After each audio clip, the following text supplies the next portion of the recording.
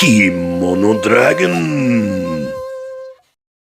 What's going on? This is the Kimono Dragon. This past weekend at San Diego Comic-Con, we got some announcements for Phase 4 Marvel. And one of those announcements was the fact that we were getting Jane Foster Thor, the female Thor.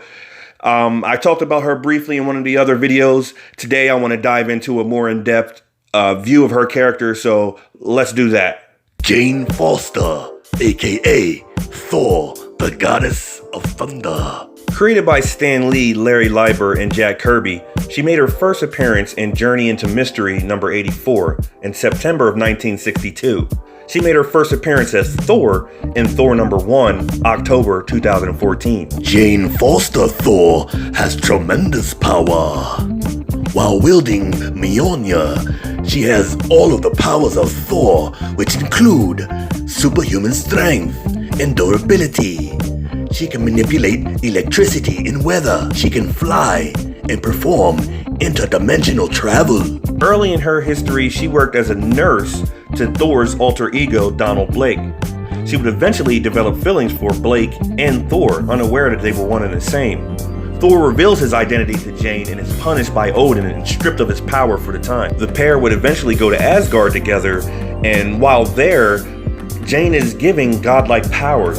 These new powers are short-lived, however, because Jane is given a test of courage by Odin and she fails. So Odin strips her of all of these powers and her memory of Thor in Asgard. Later, she's attacked by the entity Fear. Thor, along with Sif, comes to her rescue. Sif, seeing that Thor still has feelings for her, decides to merge herself with Jane in order to save her life. Later, Jane Foster would move on and marry a fellow physician and have a son.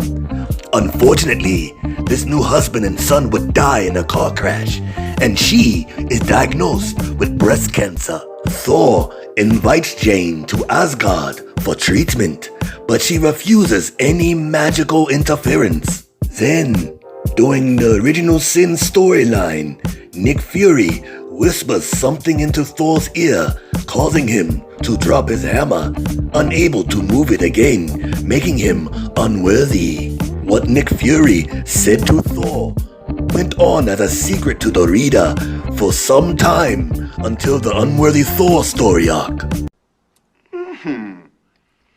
This is a tasty burger. An unknown woman approached the hammer and lifted it, granting her the powers of Thor. Jane would go on and fight with the Avengers and defend Asgard, while her identity would remain unrevealed. These new powers would come at a price. For every time she transformed into Thor, she would purge her body of the radiation due to the magical powers. This would make her condition worse. And if that wasn't enough, Odin was pissed off that someone other than his son had the hammer, so he sent the destroyer armor after her. Odin's son, the original Thor, and Freya would assemble an all-female team to help her battle and defeat the destroyer armor. Jane Foster still managed to keep her identity a secret. That is until she is sent a few days into the future by Kang the Conqueror in a battle with the Avengers. Separated from the hammer, she reverted back to human form in front of Captain America, Sam Wilson. Sam assured her he would keep her secret, but at this point, her cancer had progressed to such a level she had to reveal her identity to everyone. Doctor Strange then keeps Jane in the hospital and warns that only one more transformation into Thor could be fatal. Meanwhile, in Asgard, the being of pure hatred, Mangog, set his sights once again on Asgard.